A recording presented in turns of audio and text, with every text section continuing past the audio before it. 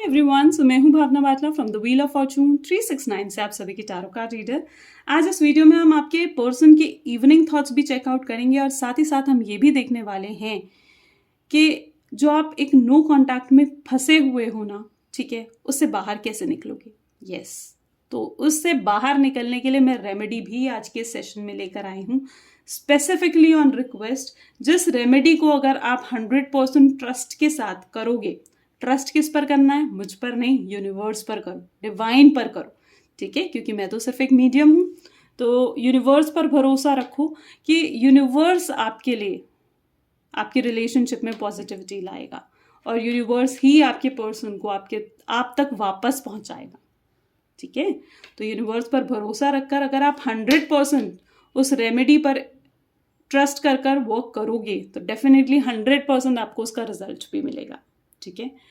तो चलिए, सबसे पहले आपके पर्सन के इवनिंग थॉट्स देखते हैं, लेकिन उससे पहले अगर नए हैं सब्सक्राइब कर लीजिए, बेल आइकन ज़रूर प्रेस करें ताकि आपको नोटिफिकेशन मिल सके जब भी मैं कोई न्यू वीडियो पोस्ट करती हूँ। आप चाहते हैं ना मैं आपके लिए और ऐसी वीडियोस बनाऊँ, तो फटाफट से इस वीडियो को लाइक कर दीजिए जल्दी से।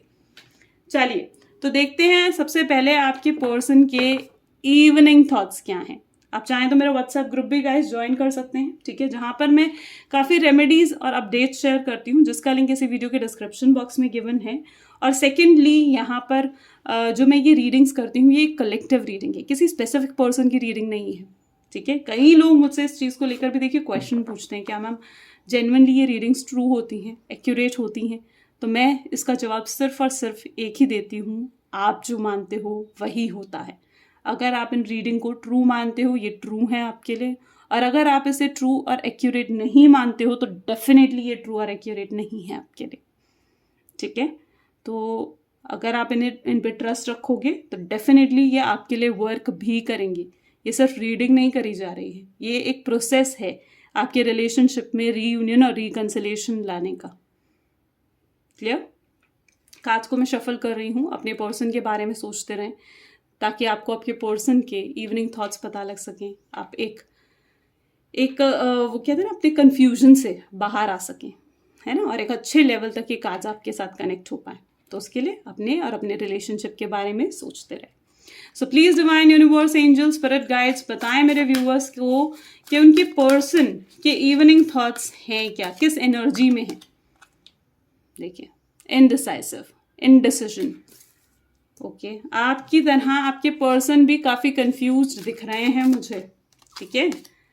Goddess of the moon, oh my god, the intuition, card of intuition, woman holding a heart,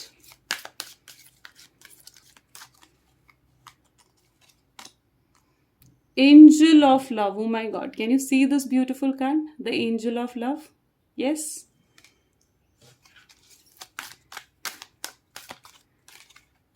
angel of love is blessing your relationship. Angel of balance is also here.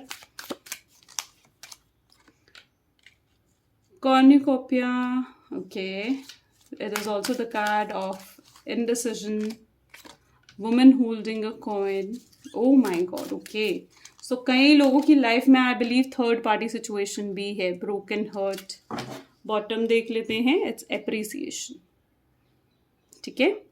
चलिए, can you all see the cards properly? Yes.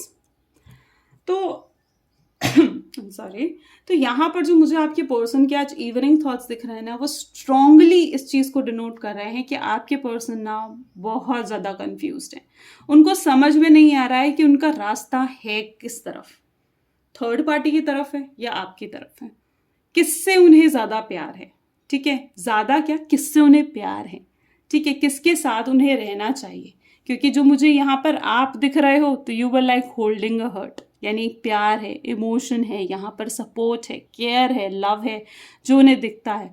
और यहीं पर third party सिर्फ उनके लिए मतलब के लिए उनके साथ है, मे बी पैसों के लिए शायद उनके साथ हो, क्योंकि आपके पर्सन फाइनेंशियली या तो बहुत अच्छे हैं, ठीक है। सिर्फ वो दुनिया में, समाज में ये दिखाना चाहती है थर्ड पार्टी कि उन्होंने आपके पर्सन को जीत लिया है। क्योंकि यहाँ पर भी अगर आप अपने थर्ड पार्टी को देखो ना, तो बहुत विटी, बहुत क्लेवर दिखेगी आपको, ठीक है, जैसे उन्होंने अपनी बातों में लेकर आकर आपके पर्सन को छुपाया है।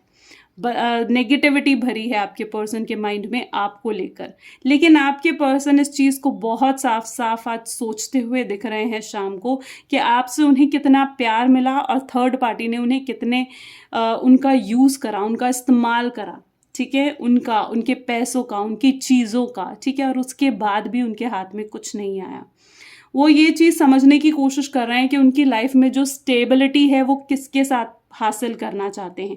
स्टेबिलिटी का मतलब अपने लाइफ लॉन्ग वो किस पर्सन के साथ रहना चाहते हैं, जीना चाहते हैं। सबसे बेस्ट जो आज के कार्ड में मुझे दिखा है ना, was like angel of love, जो आप दोनों को ब्लेस कर रही है, ठीक है, आपके प्यार को, आपके रिलेशनशिप को ब्लेस कर रही है।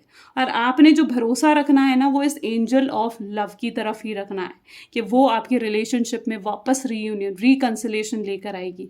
इस एंजल ऑफ लव से प्रे करें, ठीक है, इस एंजल ऑफ लव से प्रे करें कि वो आपके रिलेशनशिप को और इम्प्रूव करे और अच्छा बनाए, आपके रिलेशनशिप में रिकंसिलेशन लेकर आए, जो नो कॉन्टैक्ट सिचुएशन में आप फंसे हुए हो उससे आपको बाहर निकालें।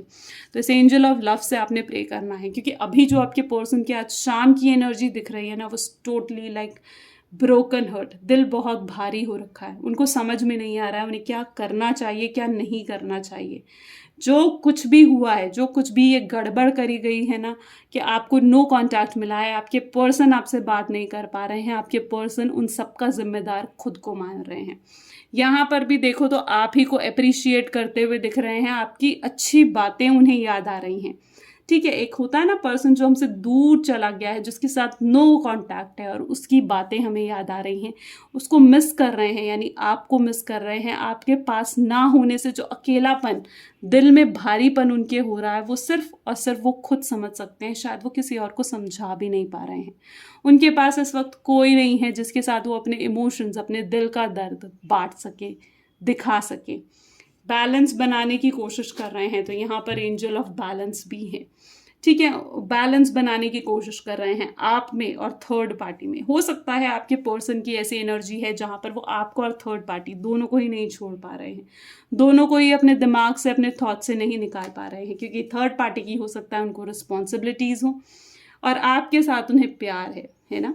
तो मे बी कुछ ऐसी सिचुएशन आप लोगों की लाइफ में हो सकती है। यहाँ पर गॉडेस ऑफ मून और कॉर्निकेपिया, जो कि अगेन ये चीज़ शो करता है कि आपके पर्सन अपनी इंट्यूशन से, अंदर से, दिल की गहराई से क्लैरिटी फाइंड आउट करने की कोशिश कर रहे हैं और अभी तक वो वापस इनडिसाइसिव हो रखे हैं, यानी उन्हें कुछ समझ में नहीं आ रहा है। उनको ऐसा लग रहा है उनके रास्ते में कांटे ही कांटे बिछे हुए हैं।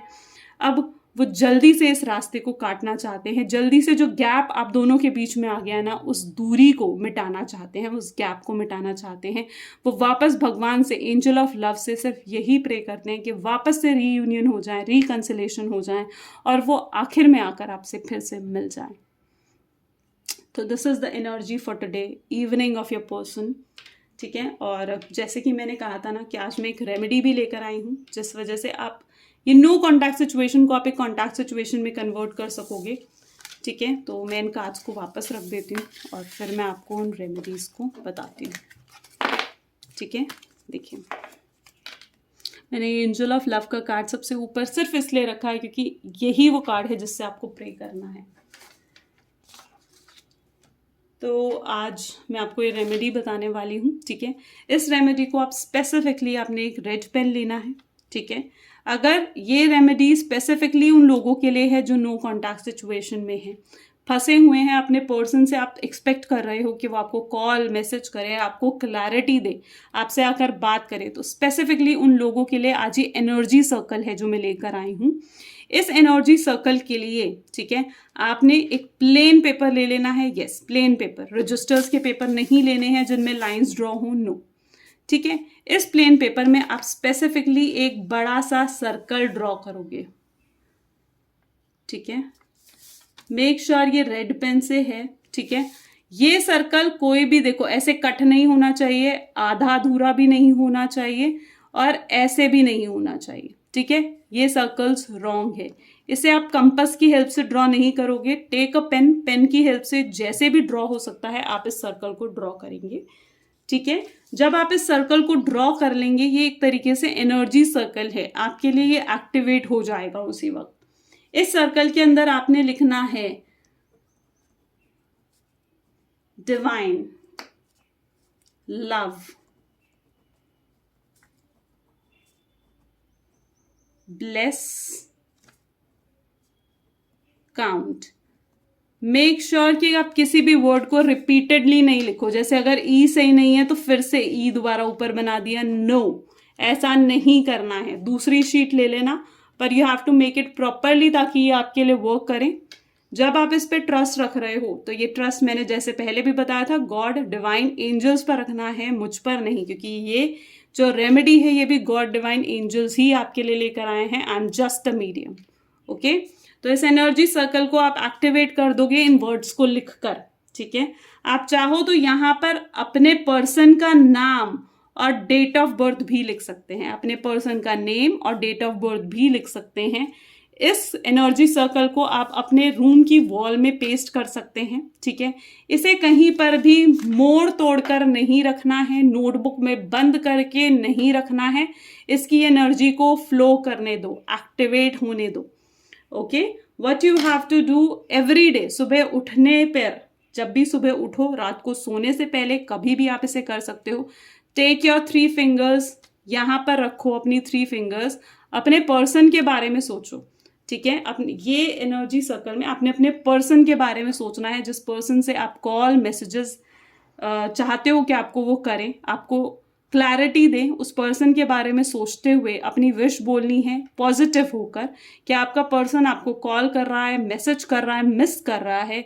ठीक है, और वो आपको कॉल करेगा, मैसेज करेगा, कर रहा है. ठीक है, इन अ प्रेजेंट सिचुएशन करेगा, ये चीज यूज नहीं करनी है. ठीक है ना, तो आपने एक पॉजिटिव नोट पर इसको आगे लेकर चलना है. इस पे 3 फिंगर्स को आपने तब तक रखना है और उस विश को तब तक बोलना है जब तक 60 सेकेंड्स. ठीक है, यानी 1 मिनट के लिए आपको ये काम रेगुलरली करना है फॉर अबाउट 21 डेज. आपको रिजल्ट 21 डेज से पहले ही मिल जाएगा, but regularly keep doing it for 21 days. ये नहीं है कि रिजल्ट आपको 2 से 3 दिन के अंदर मिल गया तो आप स्टॉप कर दो, नो. ठीक है, साफ सुथरा पेपर ले लेना, कहीं से भी कटा फटा नहीं होना चाहिए, कोई भी और डॉट इसमें नहीं होना चाहिए, कहीं से भी ये प्रिक नहीं होना चाहिए, कहीं से भी कट नहीं होना चाहिए, रिपीटेड वर्ड्स नहीं होने चाहिए. तो रिमेंबर डू दैट. बंद नहीं होना चाहिए, इसे फोल्ड कर दोगे तो इसकी एक्टिवेशन खराब, अब ये वर्क नहीं करेगा. फोल्ड भी नहीं होना चाहिए. ठीक है, इन चीज़ों का ध्यान रखना है, इस तरीके से बनाना कि ये आपके लिए वर्क करें, आपके लिए एक्टिवेट हो पाए.